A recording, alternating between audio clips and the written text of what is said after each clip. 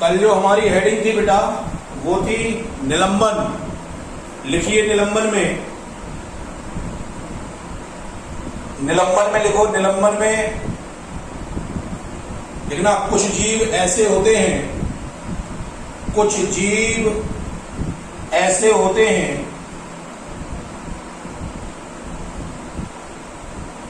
जो वातावरण के परिवर्तित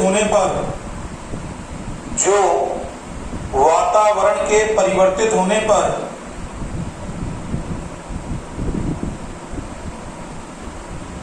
स्वयं को एक स्थान से दूसरे स्थान तक स्वयं को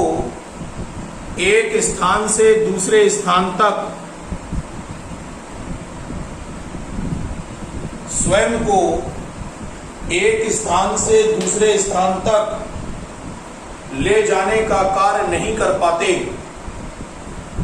एक स्थान से दूसरे स्थान तक ले जाने का कार्य नहीं कर पाते।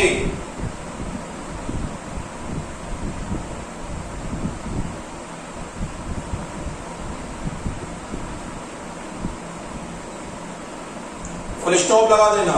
प्रतिकूल वातावरण में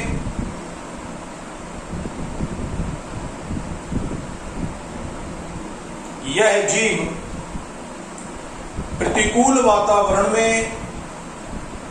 जीव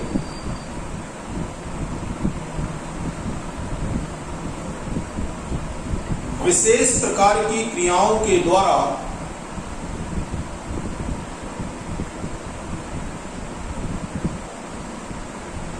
स्वयं को जीवित बनाए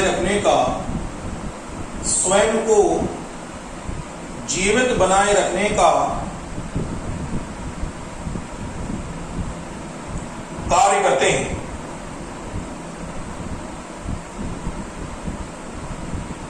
स्वयं को जीवित बनाए रखने का कार्य करते हैं। इस क्रिया में वह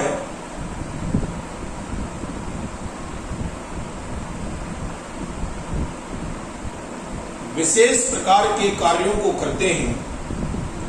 इस क्रिया में वह विशेष प्रकार के कार्यों को करते हैं।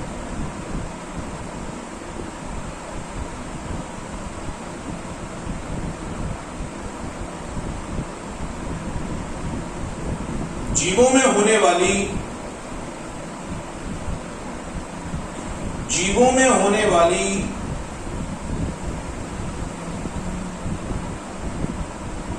इसी विशेष क्रिया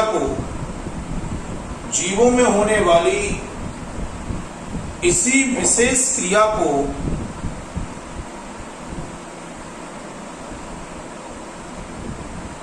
निलंबन की क्रिया कहा जाता है।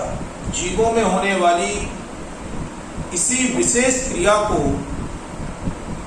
निलंबन की क्रिया कहा जाता है।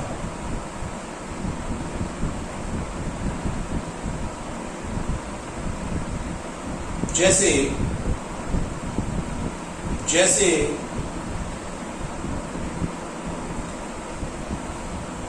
प्रतिकूल वातावरण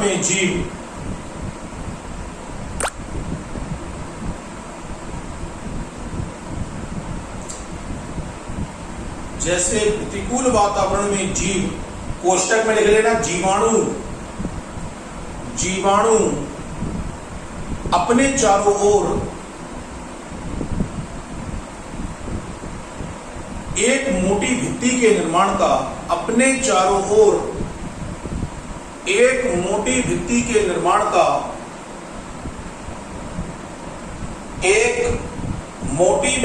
निर्माण का कार्य करता है।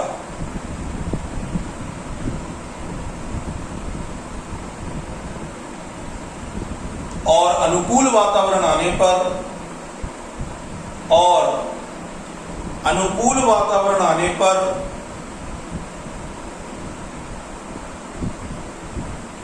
इस भित्ति के द्वारा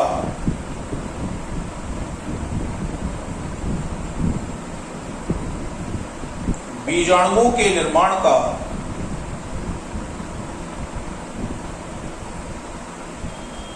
कार्य कर लिया जाता है। बीजाणुओं के निर्माण का कार्य कर लिया जाता है।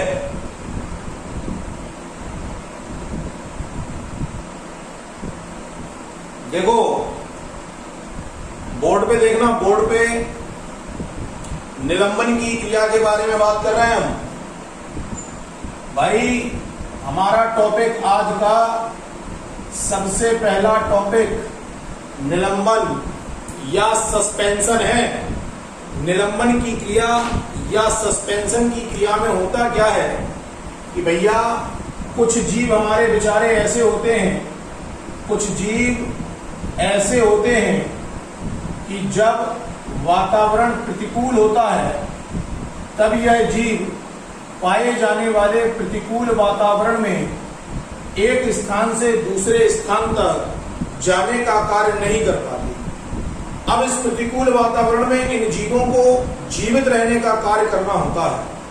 तो ये जीव, ऐसे जीव जो प्रतिकूल वातावरण में एक स्थान से दूसरे स्थान तक जाने का कार्य नहीं कर पाते, ऐसे जीव क्या करते हैं, प्रतिकूल वातावरण में अपने शरीर में होने वाली विशेष क्रियाओं के द्वारा, प्रतिकूल वातावरण में अपने शरीर में होने वाली विशेष क्रियाओं के द्वारा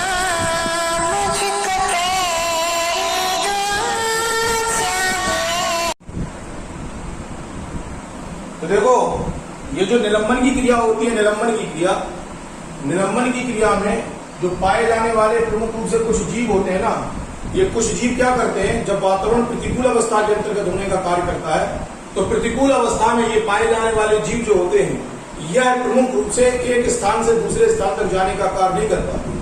इस क्रिया में ये करते क्या है, अपने शरीर में विशेष प्रकार की क्रियाओं को करते हैं और विशेष प्रकार की क्रियाओं को कर यह प्रतिकूल वातावरण में स्वयं को प्रमुख रूप से जीवित बनाए रखने का क्या करते हैं, कार्य करते हैं।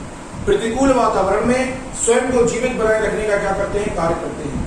याद रखना, कुछ जीव ऐसे होते हैं जो प्रतिकूल वातावरण में या प्रतिकूल वातावरण से बचने के लिए अपने शरीर में विशेष प्रकार की क्रियाओं को करने का कार्य करते हैं और स्वयं को जीवित बनाए रखने का कार्य करेंगे। जीवों में पाई जाने वाली इन्हीं विशेष क्रियाओं को निलंबन की क्रिया या सस्पेंशन की क्रिया के नाम से हम क्या करते हैं, जानते हैं। जैसे एक उदाहरण हम तुम्हें दे रहे हैं कि भैया विशेष तौर पे याद रखना है कि जो पाया जाने वाला प्रमुख रूप से जीवाणु है ना, जीवाणु, ये जो पाया जाने वाला जीवाणु है ये क्या करता है कि प्रतिकूल परिस्थितियां जब उपस्थित रहने का कार्य करती हैं तो अपने चारों ओर एक प्रमुख रूप से पाई जाने वाली मोटी भित्ति के निर्माण का कार्य कर देता है। जीवाणु प्रतिकूल वातावरण में अपने चारों ओर एक मोटी भित्ति के निर्माण का कार्य करता है। बनने वाली ये जो मोटी भित्ति होती है, जब वातावरण अनुकूल हो जाता है ना, तो प्रतिकूल परिस्थितियों में जीवाणु इस मोटी भित्ति से स्वयं को सुरक्षा प्रदान करने का कार्य करेगा।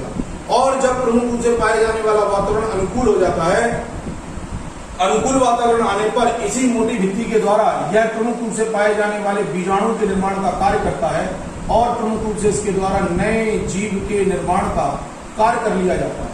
जीवाणु के द्वारा होने वाली यही विशेष क्रिया जो होगी यह निलंबन की क्रिया के अंतर्गत आने का कार्य करेगी। तो भाषा याद रखिएगा, कुछ जीव ऐसे होते हैं जो प्रतिकूल वातावरण में, कुछ जीव ऐसे होते हैं जो प्रतिकूल वातावरण में विशेष प्रकार की क्रियाओं के द्वारा स्वयं को प्रमुख रूप से जीवित बनाए रखने का क्या करते हैं, कार्य करते हैं। कुछ जीव ऐसे होते हैं जो प्रतिकूल वातावरण में विशेष परिस्थितियों के द्वारा स्वयं को जीवित बनाए रखने का कार्य करते हैं। जीवों में होने वाली इस क्रिया को हम निलंबन की क्रिया के नाम से क्या करते हैं, जानते हैं। अब यहाँ पे जीवाणु ले लिया हमने उदाहरण के तौर पे। जो पाया जाने वाला जीवाणु है यह प्रतिकूल परिस्थिति में अपने चारों ओर एक मोटी भित्ति के निर्माण का कार्य करेगा। बनने वाली ये मोटी भित्ति जो होगी प्रतिकूल वातावरण में जीवाणु को प्रमुख रूप से सुरक्षा प्रदान करेगी और अनुकूल वातावरण आने पर इसी के द्वारा प्रमुख रूप से बीजाणु के निर्माण का कार्य किया जाएगा और प्रमुख रूप से हमें नए जीव की क्या हो जाएगी, प्राप्ति हो जाएगी। इस प्रकार से होने वाली जो क्रिया होती है, इस क्रिया को हम निलंबन की क्रिया के नाम से क्या करते हैं, जानते हैं। ये जीवाणु की विशेष क्रिया है। नेक्स्ट हेडिंग लिखिए, अगली हेडिंग लिखो। चलो हेडिंग लिखो, हेडिंग लिखना बेटा, नोट लिखना, नोट में हेडिंग लिखो, शीत निद्रा, शीत निद्रा या शीत निष्क्रियता, शीत निद्रा या शीत निष्क्रियता। कोष्टक में लिख लेना, कोष्टक में हाइबरनेशन, हाइबरनेशन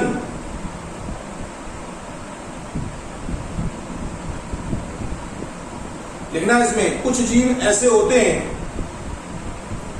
कुछ जीव ऐसे होते हैं जो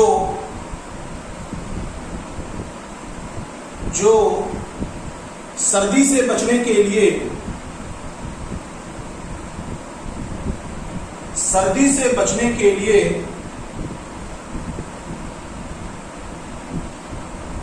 अपने शरीर में होने वाली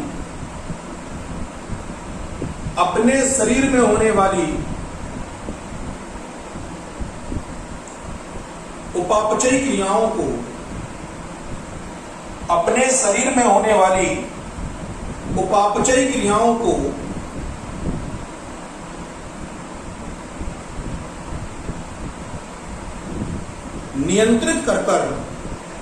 नियंत्रित कर कुछ समय के लिए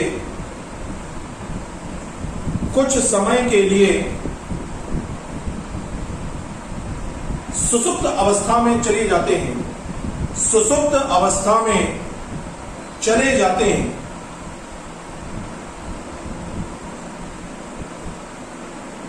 जीवों में होने वाली इस क्रिया को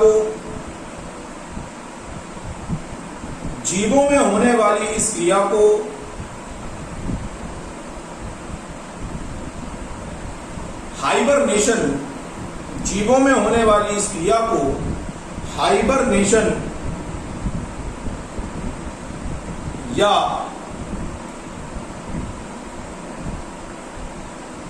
शीत निष्क्रियता की क्रिया कहते हैं।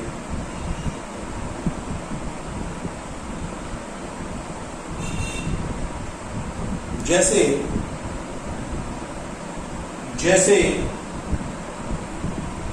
मेंढक, सांप, छिपकली आदि।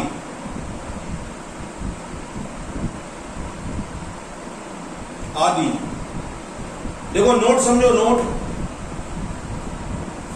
हेडिंग है हाइबरनेशन या शीत निष्क्रियता। हाइबरनेशन या शीत निष्क्रियता, समझिए इसको। हाइबरनेशन या शीत निष्क्रियता की क्रिया में क्या होता है, तो यह जीवों में होने वाली वह क्रिया है जिसमें जीव सर्दी से बचने के लिए पाए जाने वाले जीव अपने शरीर में होने वाली उपापचय क्रियाओं को नियंत्रित कर लेते हैं और नियंत्रित कर कुछ समय के लिए ये प्रासुप्त अवस्था में जाने का कार्य करते हैं। जीवों में होने वाली इसी क्रिया को शीत निष्क्रियता की क्रिया के नाम से जाना जाता है।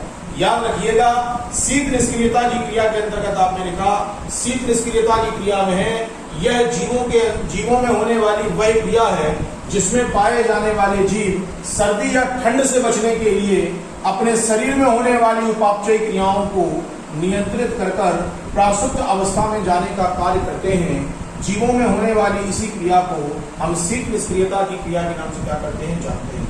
यह जीवों में होने वाली वही क्रिया है जिसमें पाया जाने वाला जीव अपने सर्दी से बचने के लिए अपने शरीर में होने वाली उपापचयी क्रियाओं को नियंत्रित कर प्रासुप्त अवस्था में जाने का कार्य करते हैं। जीवों में होने वाली इसी क्रिया को शीत निष्क्रियता की क्रिया के नाम से क्या करते हैं, जानते हैं। अब उपापचयी क्रियाएं क्या होती हैं, तो उपापचयी क्रियाओं के बारे में हमने आपको बताया था, क्लास 11th में है, मेटाबॉलिक रिएक्शन किन्हें कहते हैं। तो शीत आपकी जो उपापचयी क्रियाएं होती हैं उनमें कहा जाता है कि यह जीवों में होने वाली वे क्रियाएं होती हैं जिनमें पाई जाने वाली या तो ऊर्जा को उत्पन्न किया जाए या ऊर्जा को प्रमुख रूप से ग्रहण किया जाए।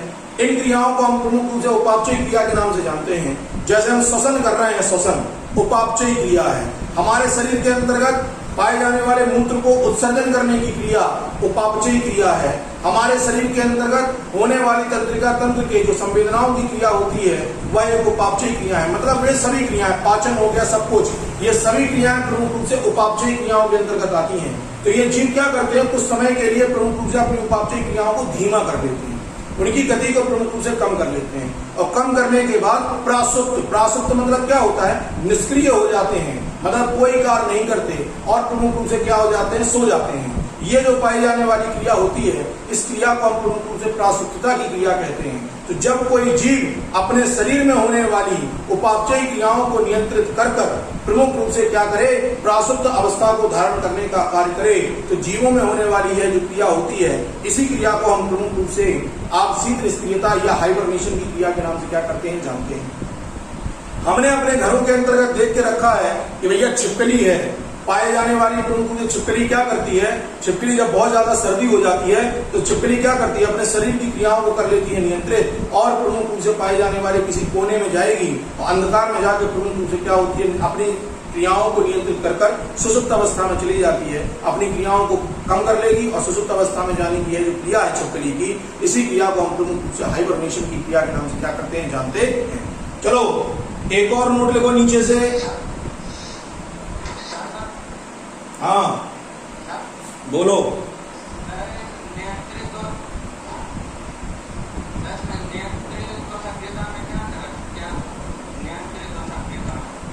नियंत्रित मतलब अपने हिसाब से अपने आप को कंट्रोल करने की क्रिया, अपने हिसाब से अपने आप को कंट्रोल करेंगे। अरे छिपकली ने क्या किया भाई, अपने श्वसन की क्रिया को धीमा कर लिया, ऊर्जा की हानि कम होगी, बची रहेगी, सुरक्षित बनी रहेगी। ये नियंत्रित करना होता है। तुम अपने श्वसन को 1 मिनट तक रोक लेते हो तो नियंत्रण करना होता है। सक्रियता मतलब वो जो सुचारू रूप से जीव में चल रहा है वो सक्रियता के अंतर्गत आएगा। चलिए नोट लिखो बेटा, नोट लिखना, नोट में लिखना। हाँ उसी के आगे लिखिए, ग्रीष्म निद्रा या ग्रीष्म निष्क्रियता, ग्रीष्म निद्रा या ग्रीष्म निष्क्रियता, इंग्लिश में कहते हैं एस्टिवेशन, एस्टिवेशन, AESTIVATION,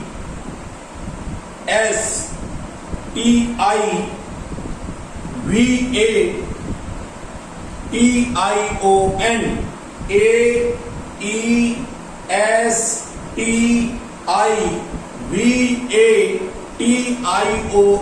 एस्टिवेशन या ग्रीष्म निष्क्रियता या ग्रीष्म निद्रा। लिखो इसमें, कुछ जीव जैसे मछली, घोंगा, कुछ जीव जैसे मछली, घोंगा गर्मी से बचने के लिए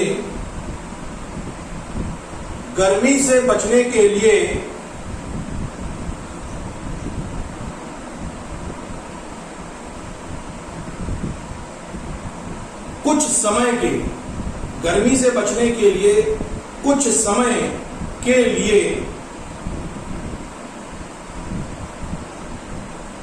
अपने शरीर में होने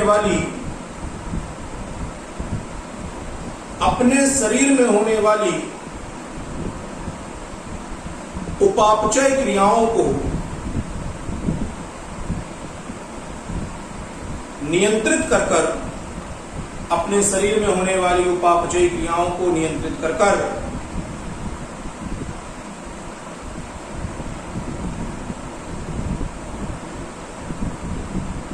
गर्मी से बचने का कार्य करते हैं।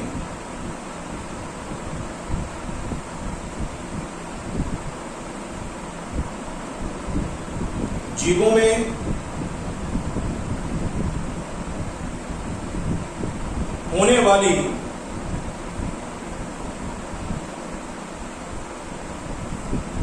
इसी क्रिया को जीवों में होने वाली इसी क्रिया को ग्रीष्म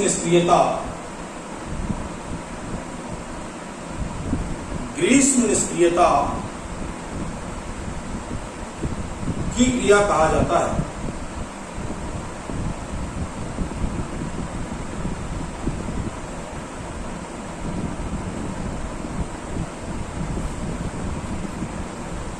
देखिए बोर्ड पे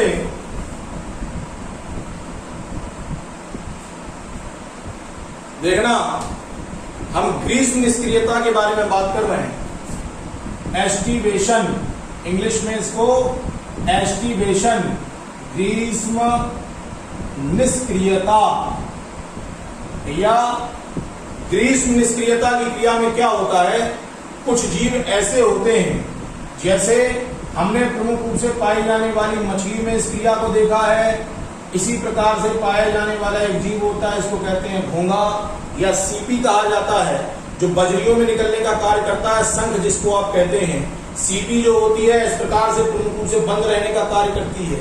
इसको हम सीपी के नाम से जानते हैं, बजरियों में निकलती है। तो इसको याद रखिए कि ग्रीष्म निष्क्रियता के अंतर्गत आपको विशेष तौर पर याद रखना है, कुछ जीव जैसे पाई जाने वाली मछलियां, पाए जाने वाले प्रमुख रूप से घोंघे जो होते हैं, ये क्या करते हैं, गर्मी से बचने के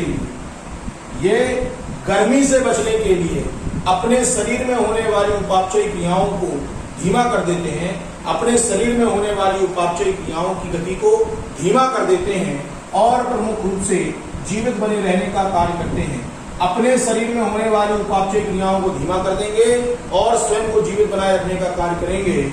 जीवों में होने वाली इसी क्रिया को हम ग्रीष्म निष्क्रियता की क्रिया के नाम से क्या करते हैं, जानते हैं। भैया गर्मी बहुत पड़ रही है, तो गर्मी से बचने के लिए जीवों ने क्या किया कि प्रमुख रूप से अपने शरीर में होने वाली उपापचयी क्रिया को किया नियंत्रित, और शरीर में होने वाली उपापचयी क्रिया को नियंत्रित कर इन्होंने अपने आप को बचाए रखने का कार्य किया। जीवों में होने वाली यही क्रिया जो होती है, इसी को हम ग्रीष्म निष्क्रियता की क्रिया के नाम से जानते हैं। यह क्रिया प्रमुख रूप से मछली में पाए जाने वाले घोंघे के अंतर्गत संपन्न होने का क्या करती है, कार्य करती है। एक और नोट लिखिए नीचे, एक नोट और लिखो, नोट में हेडिंग लिखना,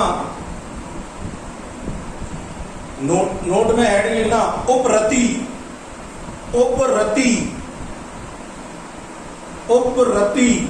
या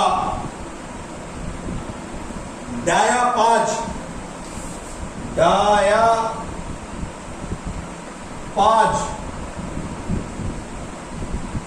उपरति या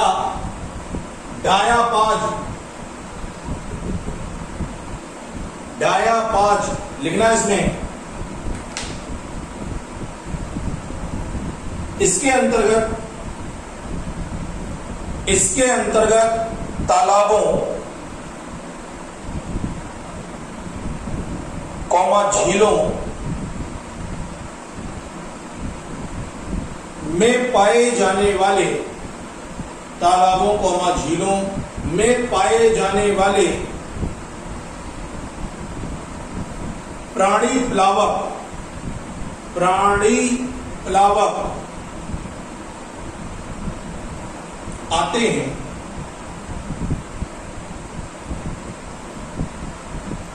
जो प्रतिकूल वातावरण में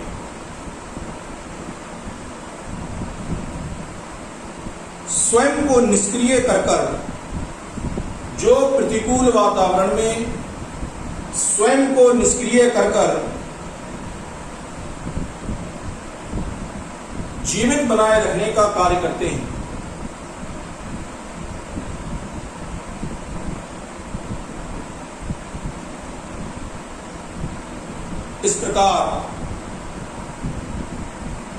इस प्रकार जीवों में होने वाली क्रिया को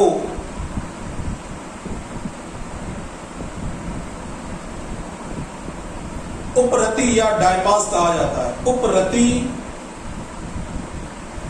या डायपास कहा जाता है।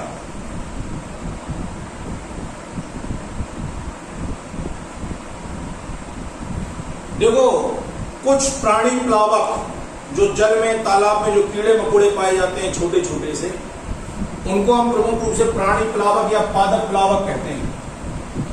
जो छोटे छोटे से कीट उपस्थित होते हैं, कीट, जैसे ये तालाब है, तालाब मान लो यह प्रमुख रूप से पाया जाने वाला हमारा एक तालाब है, यह हो गया प्रमुख रूप से पाया जाने वाला तालाब।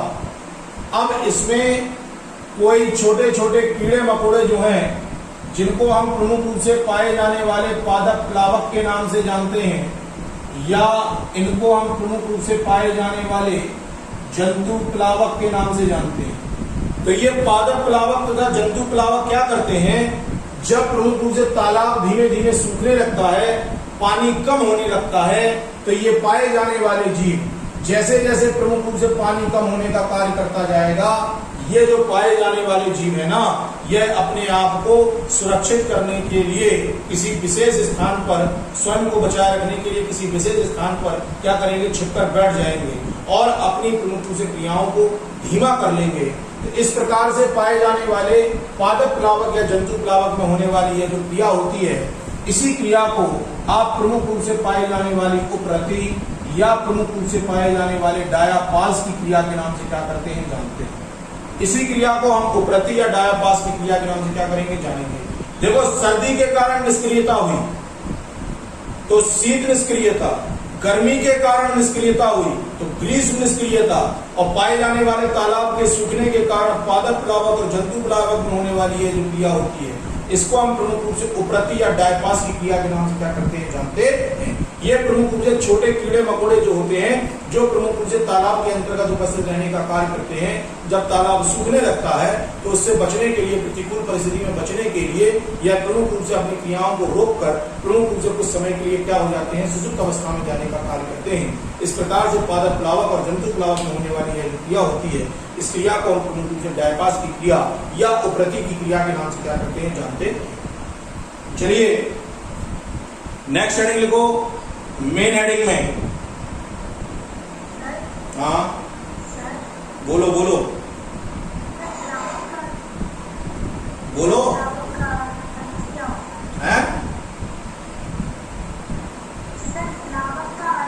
प्लावक मतलब तैरने वाले, तैरने वाले कीट जो जल की सतह पर तैरते रहते हैं। जैसे आपने देखा होगा कि प्रमुख रूप से पाए जाने वाले प्लैंकटन नामक एक प्रमुख रूप से कीट होता है, वो जल की सतह पर प्रमुख रूप से तैरने का कार्य करता है। अब पानी सूख जाएगा तो बेचारा जाएगा कहाँ, तो क्या करेगा, जाकर छुप जाएगा, एक जगह पे बचा रहेगा। इनको अब प्रमुख रूप से पादप प्लावक मतलब ऐसे, पादप प्लावक मतलब प्रमुख रूप से ऐसे कीट जो प्रमुख रूप से, या जंतु प्लावक मतलब ऐसे कीट जो प्रमुख रूप से जल की सतह पर तैरने का कार्य करते हैं, मोस्टली जल के अंतर्गत पाए जाते हैं। छोटे छोटे कीड़े मकोड़े इसके अंतर्गत आने का कार्य करेंगे। नेक्स्ट हेडिंग लिखो। हाँ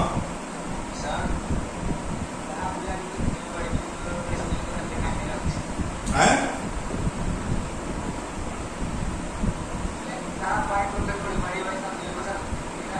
कोई दिक्कत नहीं है, वीडियो जो यूट्यूब पे आएगी उसमें सब दिखेगा, परेशान नहीं हो बिल्कुल। वीडियो देखोगे सब आएगा।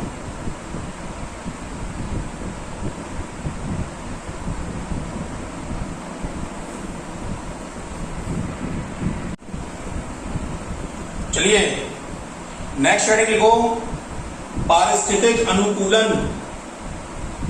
पारिस्थितिक अनुकूलन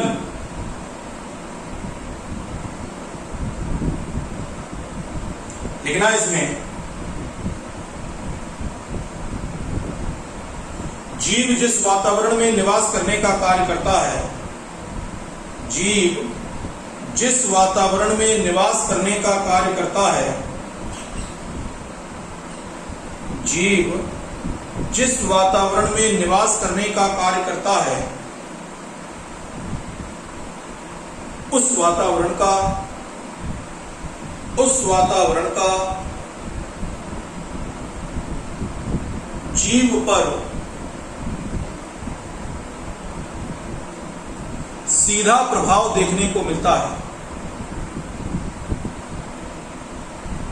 सीधा प्रभाव देखने को मिलता है।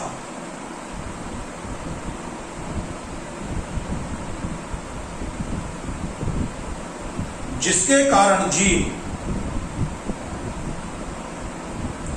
जिसके कारण जीव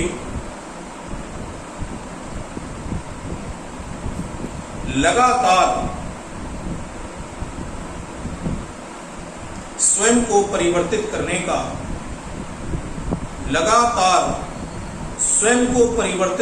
का कार्य करता है।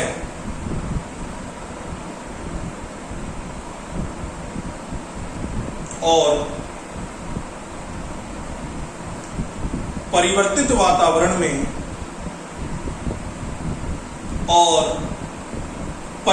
वातावरण में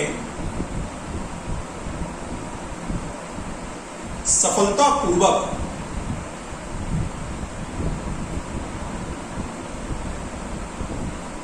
जीवित बना रहता है तथा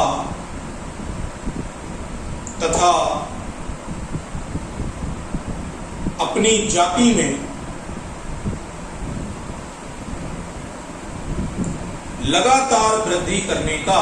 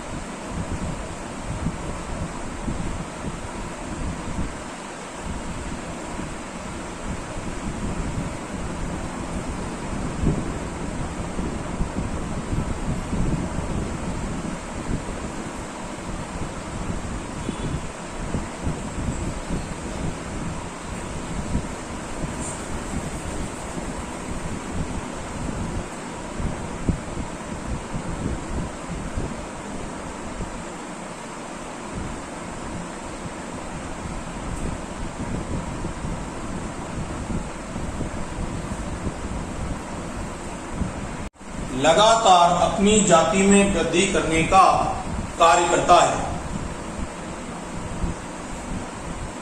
जीवों में होने वाली इसी क्रिया को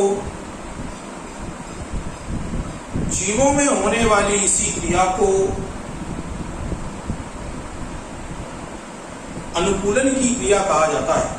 जीवों में होने वाली इसी क्रिया को अनुकूलन की क्रिया कहा जाता है। चलिए बोर्ड पे देखना,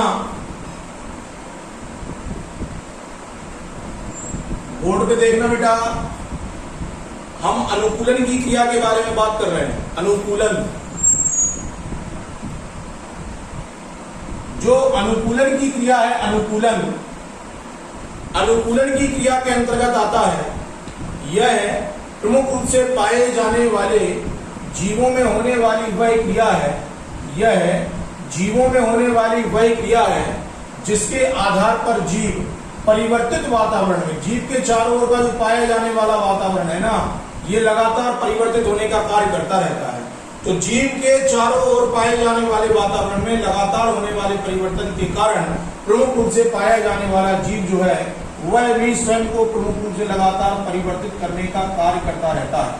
और परिवर्तित वातावरण में यह जीव जो है, परिवर्तित वातावरण में यह पाया जाने वाला जीव जो है वह प्रमुख रूप से स्वयं को जीवित बनाए रखने का कार्य करेगा और साथ ही साथ अपने पाए जाने वाली संतान को या प्रमुख रूप से पाई जाने वाली अपनी जाति को वृद्धि करने का क्या करता है, कार्य करता है।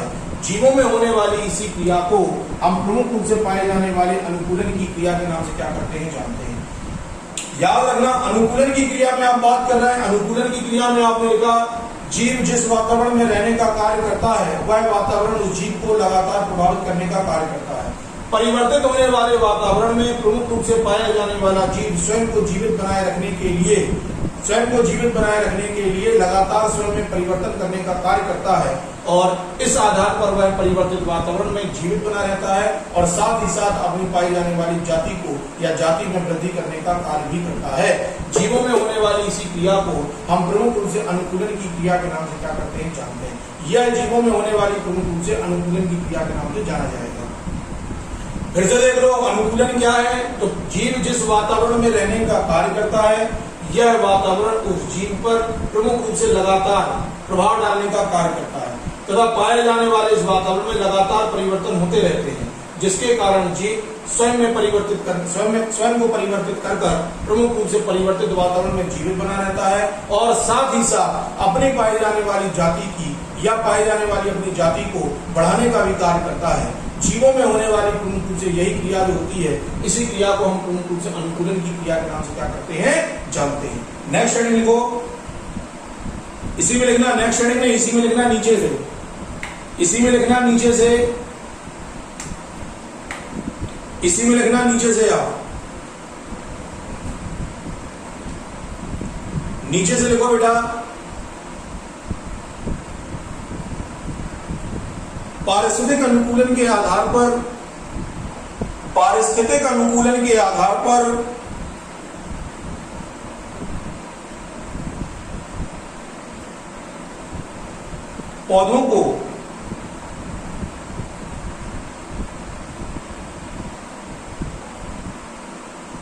पौधों को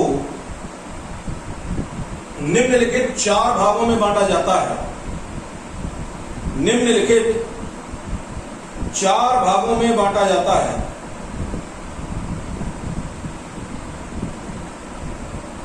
नंबर 1, पहली हेडिंग लिखना। नंबर 1, पहली हेडिंग लिखना, जलोदभिद पौधे।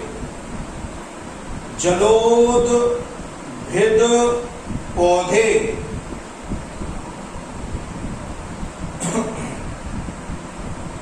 जलोदभिद पौधे लिखना इसमें। इसके अंतर्गत वे पौधे आते हैं, इसके अंतर्गत वे पौधे आते हैं जो उन स्थानों पर उपस्थित रहने का कार्य करते हैं, जो उन स्थानों पर उपस्थित रहने का कार्य करते हैं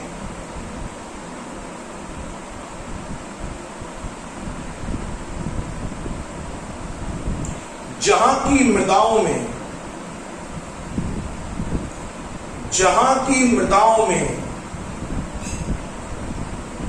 बहुत अधिक मात्रा में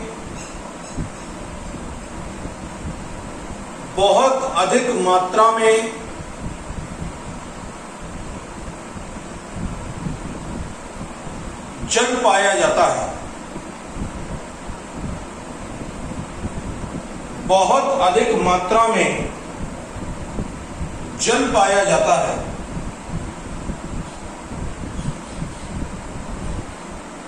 तथा यह पौधे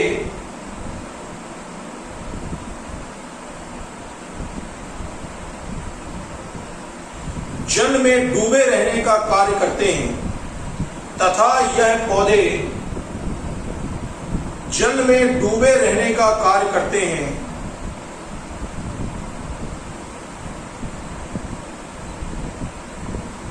इस प्रकार के पौधों को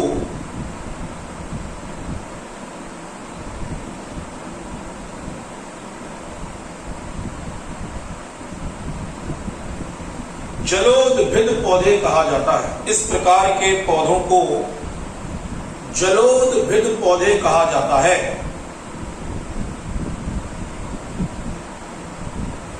जिन्हें निम्नलिखित 3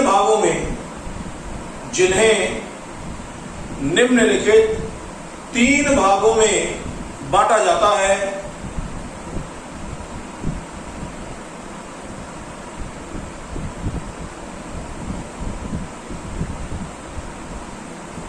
नंबर 1, पहली हेडिंग लिखना। पहली हेडिंग लिखना, जल निमग्न पौधे।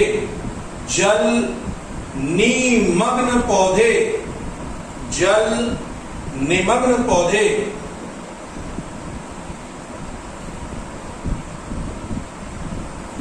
बोर्ड पे देख लेना, बोर्ड पे देखो हमारा टॉपिक है जलोद्भिद पौधे। भैया टॉपिक है जलोद्भिद पौधे। देखो डिकोड कर लो वर्ड को। अगर वर्ड को डिकोड करने का काम करोगे तो आ जाएगा जल। जल मतलब हो गया जल।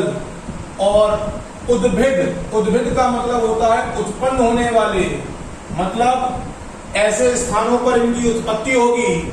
ऐसे पौधे जो उन स्थानों पर पाए जाते हैं जहां की प्रमुख रूप से पाई जाने वाली मृदा में, जहां पर पाई जाने वाली मृदा में जल जो होता है जल अधिक मात्रा में उपस्थित रहने का, जल अधिक मात्रा में उपस्थित रहने का कार्य करता है। ऐसे स्थानों पर उगने वाले पौधों को जलोद्भिद पौधों के नाम से जाना जाता है। जलोद्भिद पौधे किन्हें कहते हैं? तो ऐसे पौधे जो उन स्थानों पर उगने का कार्य करते हैं जहां की पाई जाने वाली मृदाओं में जल प्रमुख रूप से बहुत अधिक मात्रा में उपस्थित रहने का कार्य करता है। ऐसे स्थानों पर उगने वाले पौधों को जलोद्भिद पौधों के नाम से क्या करते हैं जानते हैं। ऐसे पौधे जो उन स्थानों पर उगने का कार्य करते हैं जहां की मृदाओं में बहुत अधिक मात्रा में जल उपस्थित रहने का कार्य करता है। ऐसे स्थानों पर उगने वाले पौधों को हम प्रमुख रूप से जलोद्भिद पौधों के नाम से क्या करते हैं जानते हैं। इसमें आपने सबसे पहली हेडिंग लिखी जल निमग्न पौधे। देख लो, सुनना समझना इसको जरा। सबसे पहली हेडिंग आपने लिखी जल निमग्न पौधे।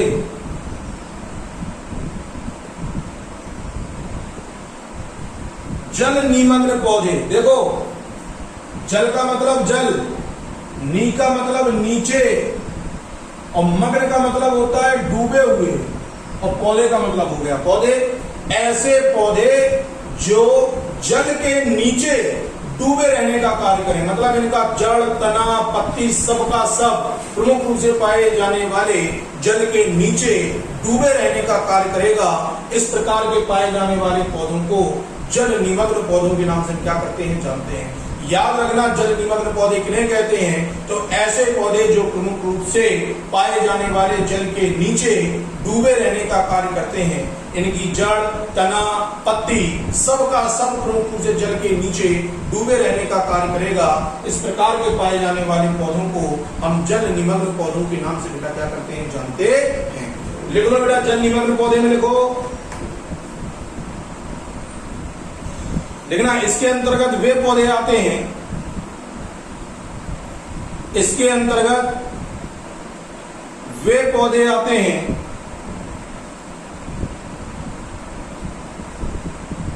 जो जल में डूबे रहने का कार्य करते हैं। जल में डूबे रहने का कार्य करते हैं।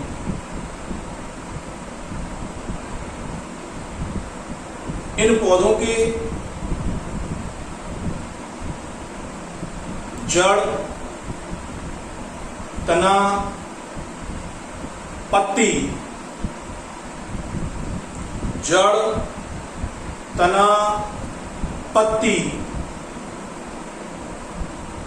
पूर्णतः जल में डूबी रहती है।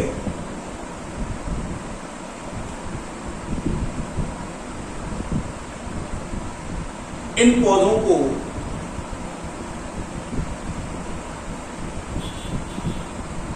निम्नलिखित दो भागों में बांटा जाता है। इन पौधों को निम्नलिखित दो भागों में बांटा जाता है।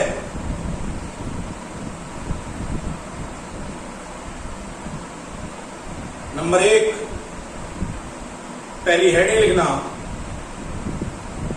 निमग्न प्लावी पौधे। निमग्न प्लावी पौधे।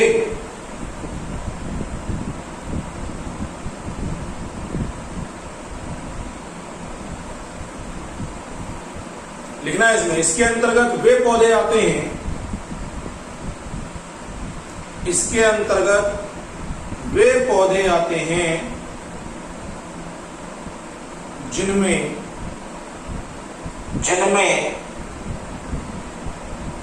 जड़ उपस्थित नहीं होती, जिनमें जड़ उपस्थित नहीं होती तथा इनका संपूर्ण शरीर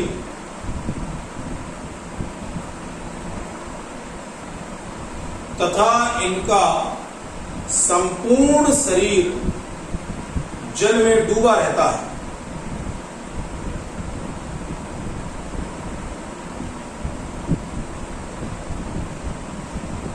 इन पौधों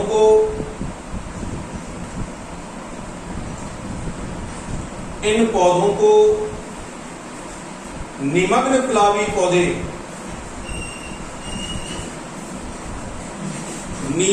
प्लावी पौधे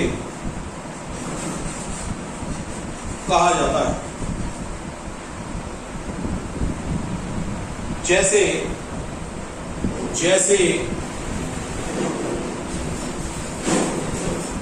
यूट्रिकुलेरिया आदि।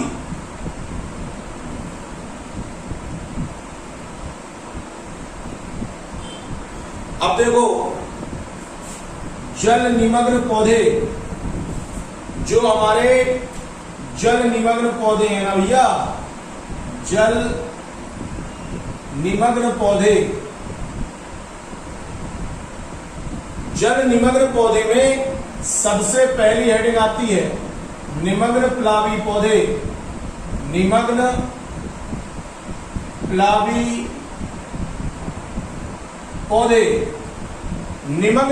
पौधे में आपने लिखा, इसके अंतर्गत वे पौधे आते हैं जो जल के नीचे डूबे रहने का कार्य करते हैं।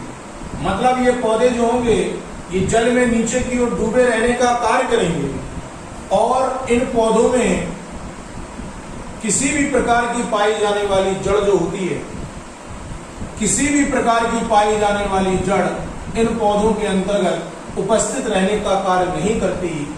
इस प्रकार के पाए जाने वाले पौधों को जल निमग्न पौधों के नाम से जाना जाता है। जल निमग्न पौधे किन्हें कहते हैं? तो ऐसे पौधे जो प्रमुख रूप से जल के नीचे डूबे रहने का कार्य करते हैं और इनमें जड़ उपस्थित नहीं होती। इस प्रकार के पाए जाने वाले पौधों को हम प्रमुख रूप से जल निमग्न पौधों के नाम से क्या करते हैं? जानते हैं। ऐसे पौधे जो प्रमुख रूप से जल के नीचे डूबे रहने का कार्य करते हैं और इनमें प्रमुख रूप से जड़ उपस्थित नहीं होती, पाए जाने वाले इस प्रकार के पौधों को हम प्रमुख रूप से जल निमग्न पौधों के नाम से जानते हैं। उदाहरण के तौर पर आपने लिखा यूट्रिकुलेरिया इसके अंतर्गत प्रमुख रूप से आने वाला उदाहरण है। चलो नेक्स्ट हेडिंग लिखो, जड़ युक्त निमग्न पौधे। जड़ युक्त निमग्न पौधे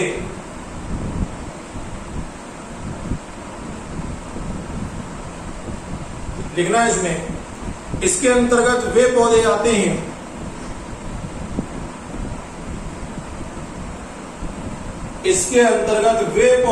हैं जिनका संपूर्ण शरीर जल में डूबा रहता है, जिनका संपूर्ण शरीर जल में डूबा रहता है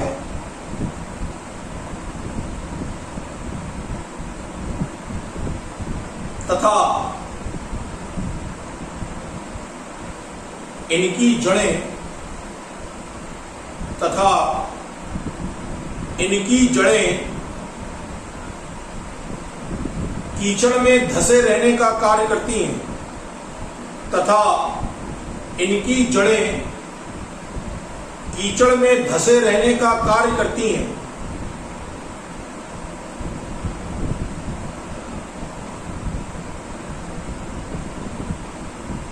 इस प्रकार के पौधों को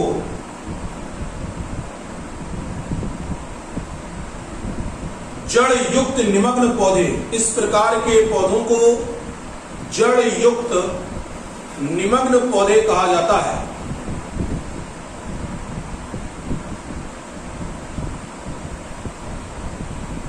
जैसे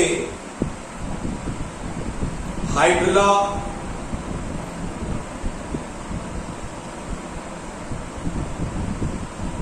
वेलिस्नेरिया, हाइड्रिला कॉमा वेलिस्नेरिया आदि।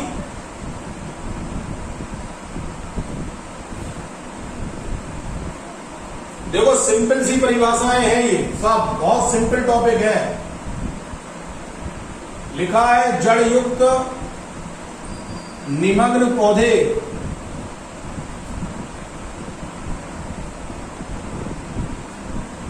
जड़ युक्त निमग्न पौधे।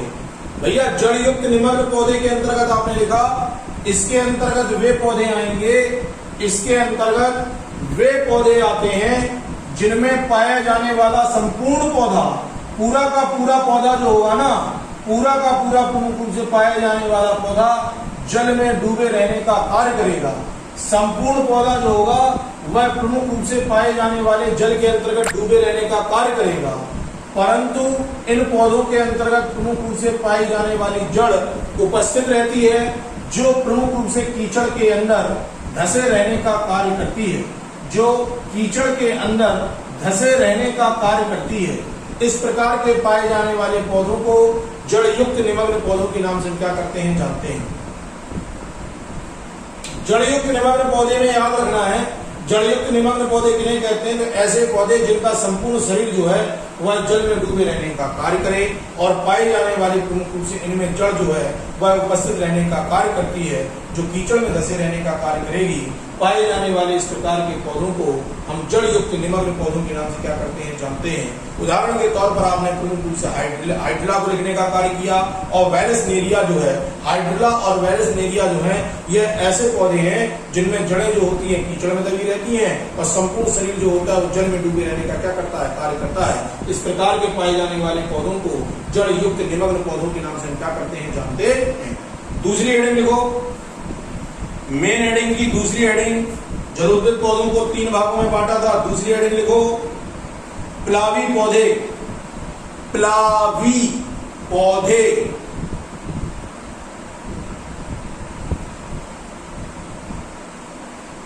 लेकिन इसके अंतर्गत वे पौधे आते हैं, इसके अंतर्गत वे पौधे आते हैं जो जल की सतह पर तैरने का कार्य करते हैं। प्लावी मतलब होता है तैरने वाले, जो जल की सतह पर तैरने का कार्य करते हैं।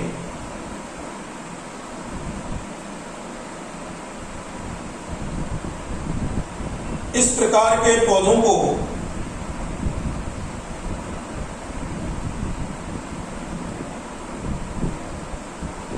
प्लावी पौधे कहा जाता है।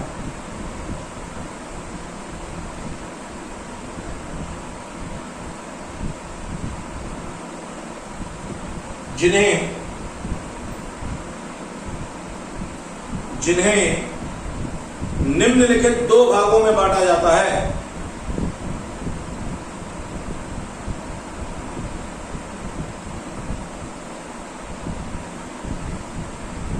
नंबर 1, पहली हेडिंग लिखना, मुक्त प्लावी पौधे, मुक्त प्लावी पौधे।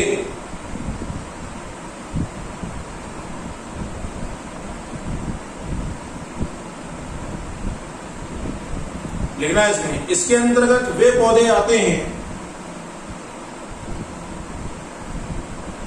इसके अंतर्गत वे पौधे आते हैं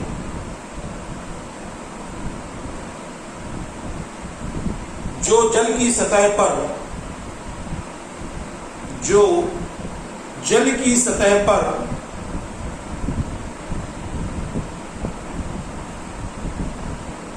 स्वतंत्र रूप से, जो जल की सतह पर स्वतंत्र रूप से तैरने का कार्य करते हैं।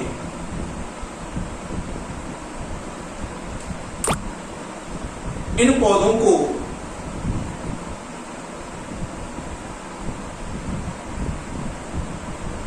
मुक्त प्लावी पौधे कहा जाता है। इन पौधों को मुक्त प्लावी पौधे कहा जाता है।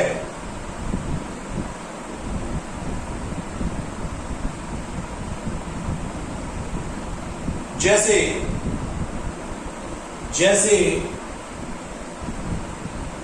वोल्फिया,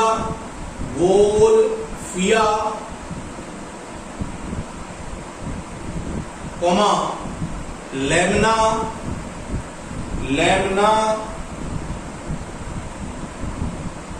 कोमा पिस्टिया,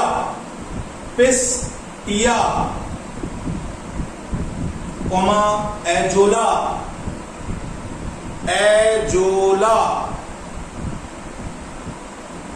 आदि